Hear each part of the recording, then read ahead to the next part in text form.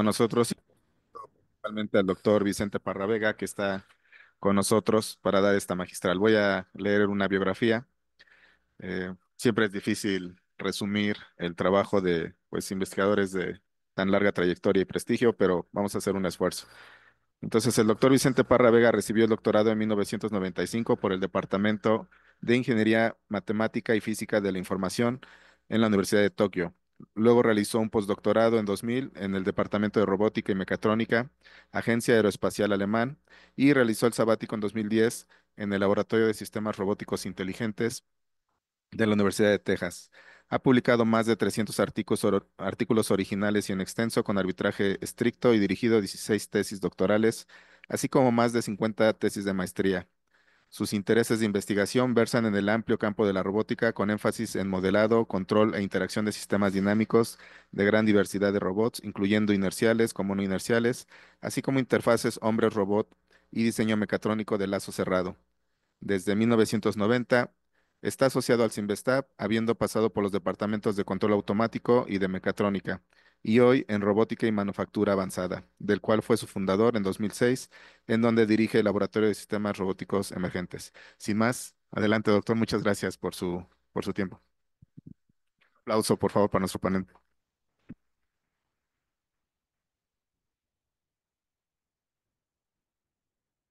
Gracias, José.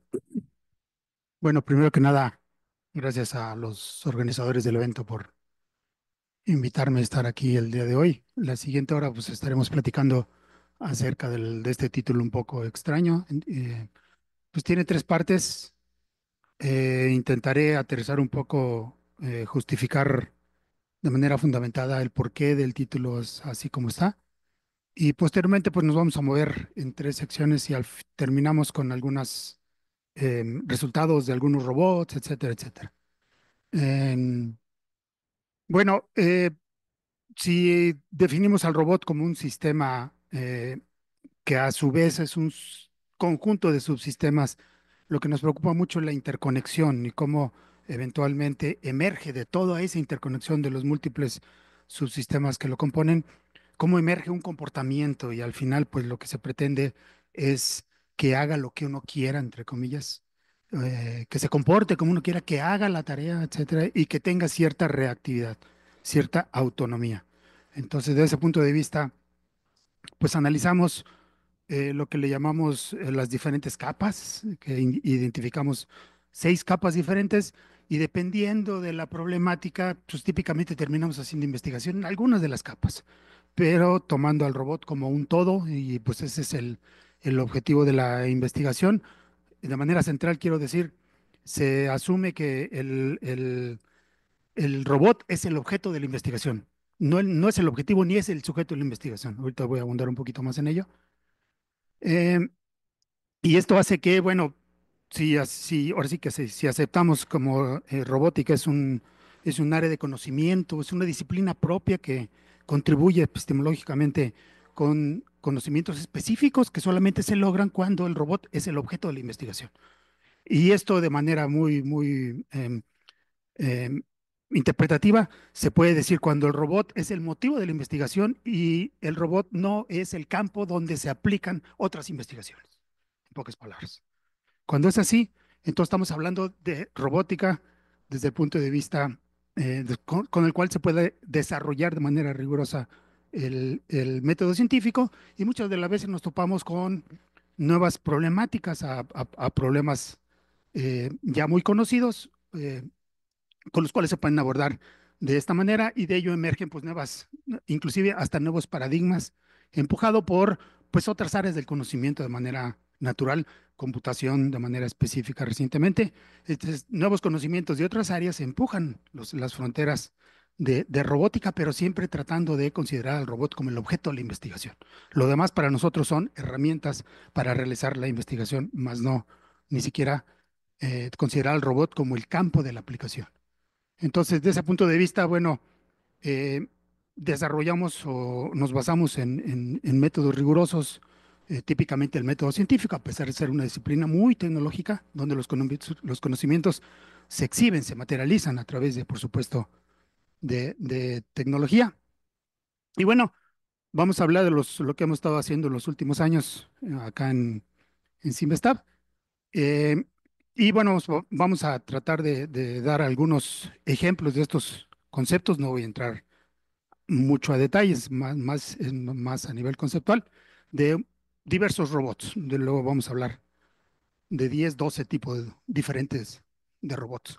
¿A qué nos referimos con un sistema dinámico interdisciplinar? A pesar me regreso un poco de lo que acabo de decir, que robótica la identificamos como una disciplina independiente, que solamente tomándolo de esa manera que el robot es el objeto de estudio, es cuando podemos epistemológicamente contribuir de manera fundamentada en esquemas.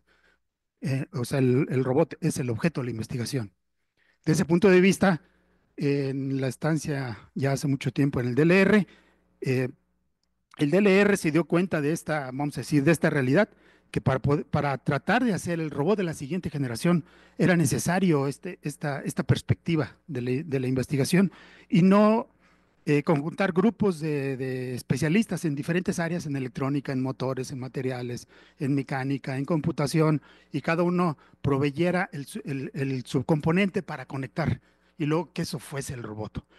Un punto de partida de eso es cuando deciden analizar al robot y sus interconexiones como un todo en base al método científico. En el 98 se crea este departamento de robótica y mecatrónica en el sur de Alemania, en el DLR, y el resultado de ello en 2 años es este prototipo experimental. 3 años después ya se hizo comercial, 7 años después ya casi con las mismas características del grupo de investigación. Estamos hablando de este robot, costaba en su momento, no tengo los números, 17% más barato, con un hasta 20%, o sea, duplicó la capacidad carga-peso, mayor precisión, mayor resolución, etcétera, muchas otras prestaciones y a un costo más barato, ya a nivel comercial. A nivel experimental, pues no. Y eso en base a esto del método científico. Y en lugar de, repito, eh, concentrar especialistas de diferentes áreas y ver y analizar pues los subcomponentes de manera separada y solamente preocuparse en la interconexión de como sistemas entrada-salida y por supuesto la ingeniería necesaria para poder materializar la interconexión de todos ellos, es donde surge esta disciplina, pues como tal, del robot como el objeto de la investigación y como un todo en el cual, pues obviamente se requieren conocimientos avanzados pues, de muchas áreas, pues, pero aquí la dificultad para nosotros en hacer investigación desde ese punto de vista es cuál es la metodología o los conocimientos mínimos necesarios, lo más simples de cada uno de todos los bloques, que haga sentido la interconexión entrada-salida, de tal manera que podamos eventualmente estar estudiando, pues, el robot de altas prestaciones en el cual la interconexión de los subcomponentes prácticamente se diluye. No hay esa frontera tal cual entre el componente tal vez de mecánica con el de electrónica, con la unidad de cómputo, etcétera, etcétera. Evidentemente físicamente la hay, pues, pero y recientemente ustedes lo han de notar, la altísima integración de los subcomponentes lo hace más evidente esto. Pero esto ya lo estábamos haciendo desde hace varios años. Y aquí el punto de partida para tratar de aterrizar es cuando nos vamos por ingeniería, las especificaciones del robot están dadas, pues. Queremos que un robot, hacer un robot para que, no sé, limpie las ventanas. Ahí requieres ingeniería de la buena, un grupo de ingeniería, etcétera, para construir un robot, para proveer un sistema que limpie las ventanas y que el robot califique como robot. El robot limpiador de ventanas. Pero eso es hacer ingeniería, es materializar múltiples conocimientos, interconectar todo. Ya está definido el problema. De la otra manera, eh, el primer paso es preguntarnos, literalmente preguntarnos, ¿cuál es el problema de limpiar las ventanas con un robot? Esa parte, y eso es lo que practicamos con mis estudiantes en las tesis, casi la mitad de la tesis de maestría y de doctorado nos la pasamos en el primer punto. ¿Cuál es la pregunta de investigación? De tal manera que cuando el robot es un todo, ¿cuáles los subsistemas? ¿Cuál es la fenomenología de cada uno de los bloques? La mínima que se nota a la salida ese fenómeno y por lo tanto debe ser considerado, no ignorado. Y bueno, eso nos lleva a tener que estudiar mucho, tratar de comprender los diferentes subsistemas que sabemos y ahí pues ahí nos atoramos. Típicamente sabemos poco desde ese punto de vista. Y bueno, de ahí es que casi que la mitad de la tesis no la pasamos tratando de averiguar y aterrizar bien cuál es la pregunta de investigación. Y eso hace que eventualmente cuando se requiere hipótesis, a veces no se requiere, porque si logramos matematizar todo ahora sí, la pregunta, la hipótesis sale sobrando. Es una paráfrasis de cómo se plantea la pregunta, excepto cuando hay humano en el lazo, cuando hay interacción hombre-máquina, etcétera, y necesariamente tendrá que haber hipótesis, porque es imposible matematizar, expresar con una ecuación cómo se comporta el robot interaccionando, digo, la persona interaccionando con un sistema robótico. Y lo que sigue, bueno, son los pasos usuales del método científico. Y en algún paso nos atoramos, pues no es válido alguna axioma o alguna suposición que hayamos hecho, nos tenemos que regresar hasta finalmente, bueno, construir la solución general, las conclusiones generales del método y finalmente pues pasar a enumerar o enunciar la validez de la hipótesis y bueno, el último, el séptimo paso del método científico, siempre comunicar a nuestros colegas del campo en sistema peer review y poner a prueba tu propuesta en la comunidad internacional. Comunicar es el último paso en ambos métodos. En ingeniería no, en ingeniería ya está dado, no hay ninguna pregunta. Puede ser muy complicada, como ustedes quieran, mas no existe tal es el primer paso fundamental del método científico. La definición de problemas se desglosa en sus diferentes componentes, es la especificación de requerimientos, restricciones de todo tipo, un proyecto bueno de ingeniería, etcétera. Y pues ya camina un proyecto bueno de ingeniería.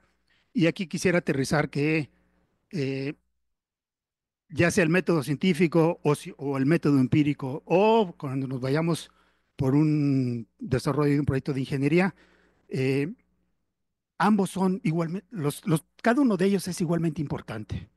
Uno no es mejor que el otro. Y la razón básica, la explicación básica de lo que estoy afirmando es lo que se logra con el método científico, no se logra con la ingeniería, no se logra con el empírico y hacia la inversa.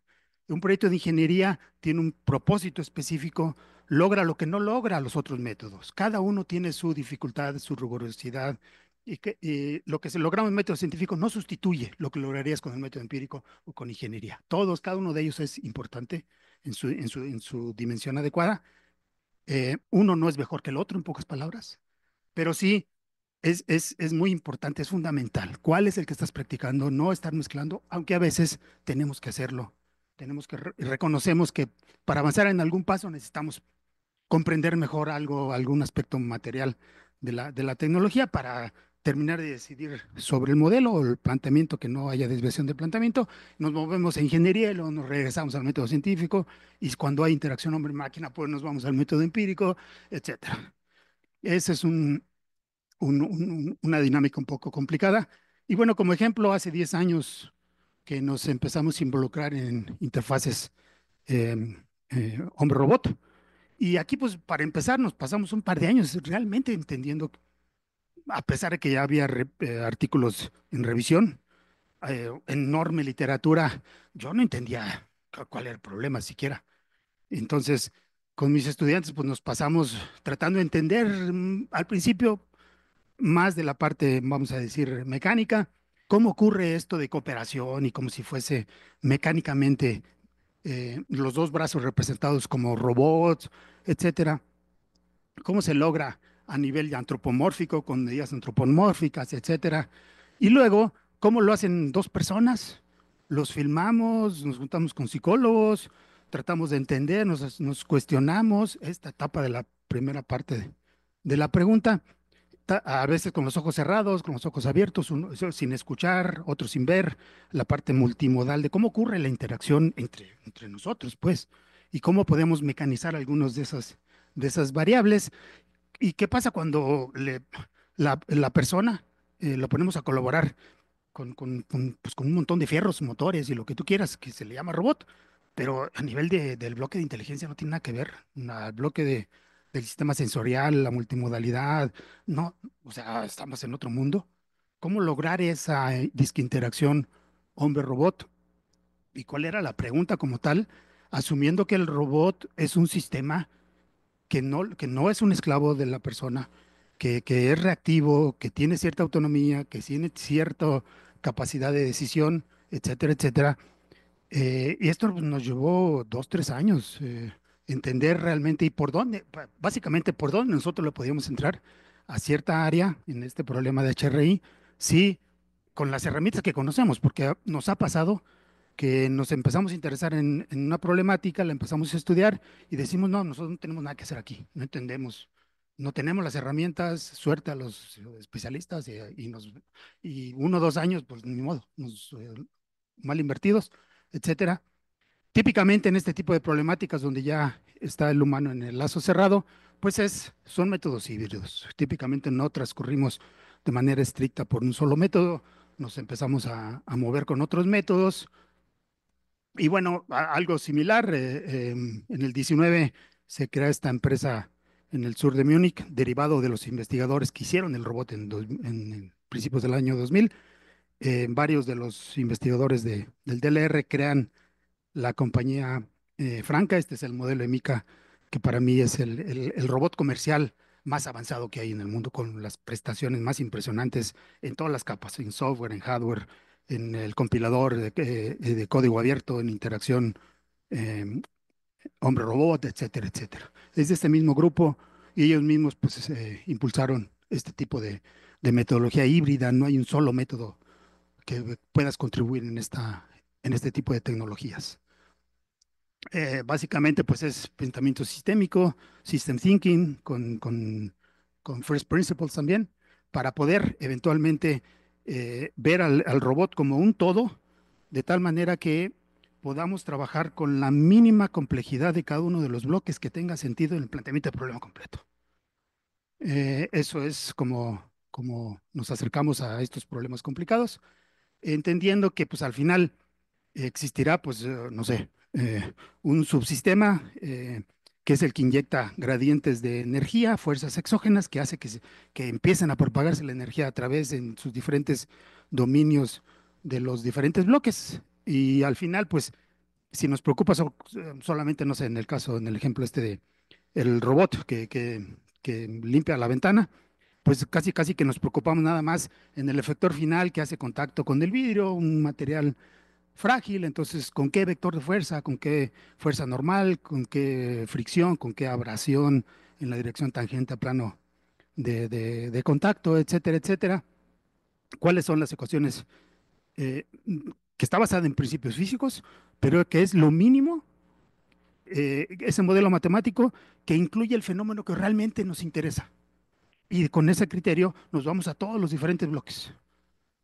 Y eso hace que, pues, ahora sí que estar hablando de este robot, dejamos de hablar en pocas palabras de este robot, lo he puesto varias veces. Bueno, el chiste es de que este robot no existe un rack por separado.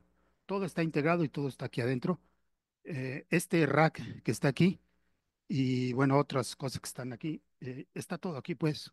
Este pesa, con respecto a aquel, pesa 37% de lo que pesa toda esa unidad. Es más barato. Bueno, y estoy hablando del 2003. Ahorita pues ya sobrepasó, ya están utilizando motores ultrasónicos, por ejemplo, de 3 grados de libertad, como si fuesen una muñeca aquí, otra muñeca acá. Este es de hecho un ultrasónico. Eh, y bueno, eso igual nos pasamos mucho con los estudiantes, tratar de venderles, de entrenarlos en tal vez pues, de manera muy al extremo del método empírico, el positivismo lógico también de que todo tiene solución, matemática, con lógica matemática, pues, pero siempre tratando de cuidar de no complicar más el problema y no caer en los extremos pues típicamente no cometemos los errores los investigadores pues no sé, yo domino este método, yo conozco esta tecnología o hice mi tesis doctoral en esto y por lo tanto a ti te toca también meter ese algoritmo mío porque es lo único que sé. No, no empujar hacia allá, no aplicar lo que ya sé, porque pues ya sé a dónde voy a llegar, pues eso no es tal cual investigación.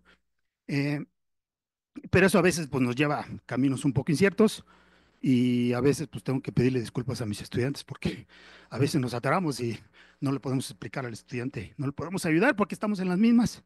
Y afortunadamente, bueno, hemos salido adelante con este tipo de forma de abordar investigación de sistemas em, o interdisciplinares, cuidando, eso sí, la interconexión que sea causal, que exista teoría detrás para poder explicar por qué estamos asumiendo tal cosa. Y típicamente, pues siempre considerar las no linealidades y las incertidumbres en las diferentes partes del problema. Esto nos lleva un poco de manera más aterrizada a esto de lo que le llamamos multicapa. Y por multicapa, pues básicamente le llamamos de la arquitectura where de software, de hardware, de firmware, etcétera, etcétera. Vamos a, de manera muy esquemática, vamos a representar esta como la arquitectura pues un robot, vamos a decir esto, de nueva generación, en el cual pues tienes lo típico de hardware y las unidades de cómputo que se conectan con, vamos a decir, con los sensores o los actuadores y llevan información, etcétera, el firmware, pero también el middleware, pues, ROS, etcétera, este tipo de plataformas de cómputo que facilitan la interconexión, nodos, etcétera, de los subsistemas y por supuesto pues, todo el backend y el frontend vía la plataforma de software en el que estés o multiplataforma, pues está el humanware, pero también está pues hoy día todo lo que ahora sí que en la nube. Parte lo hago es que en la nube, así le llaman nada más.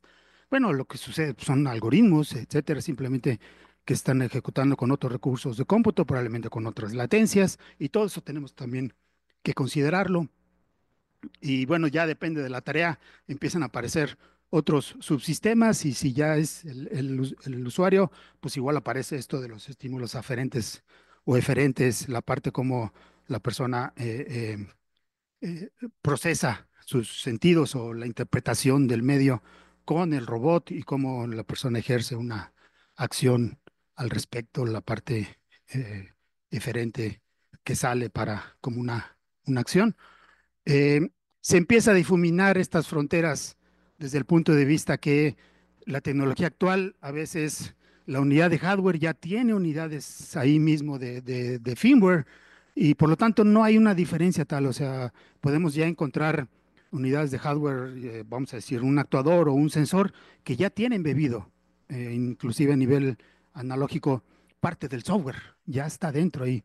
Entonces, ya no hay una diferencia tan clara entre las diferentes capas, no se diga a nivel de humanware, a veces tratando de darle el rol superior al humano, pero vuelven a aparecer ya un poco difuminado, dependiendo de qué tecnología, dependiendo de qué suposiciones y qué axiomas estás haciendo en la definición de tu problema. Al final, pues constituye un sistema bastante complejo, no lineal, incierto, esto que ustedes han trabajado con robots.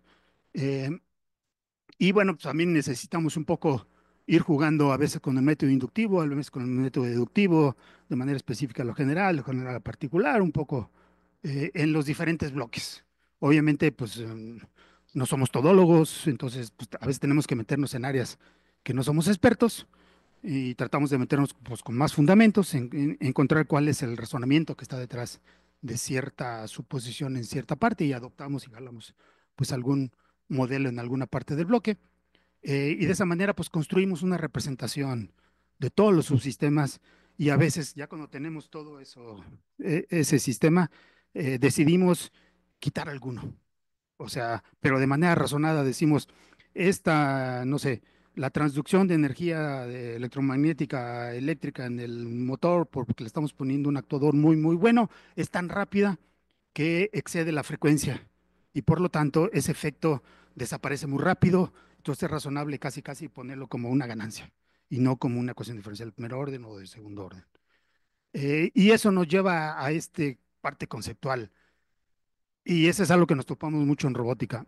Muchas de las veces, modelos más simples son suficientes para el problema exacto, la pregunta que realmente intentamos resolver. Y muchas de las veces, la infinidad de veces nos topamos que los modelos que se están investigando eh, te llevan a otras preguntas, a otra investigación. Básicamente, la investigación de sus modelos, más no a el problema grande del robot per se. Entonces, cuidamos mucho no complicar las cosas en la parte de la teoría, porque con poquito que le muevas a la teoría, metes un modelo, metes otro parámetro, metes otra condición. En la teoría es un dolor de cabeza en la práctica resolverlo, no se diga sintonizarlo. Entonces, cuidamos mucho no complicar las cosas en la parte teórica, no justificar innecesariamente modelos complicados, porque yo sé cómo tratar ese modelo, porque ya lo hice el año pasado y que es lo único que sé. No, a veces modelos más simples a veces son más complicados, ya en lazo cerrado.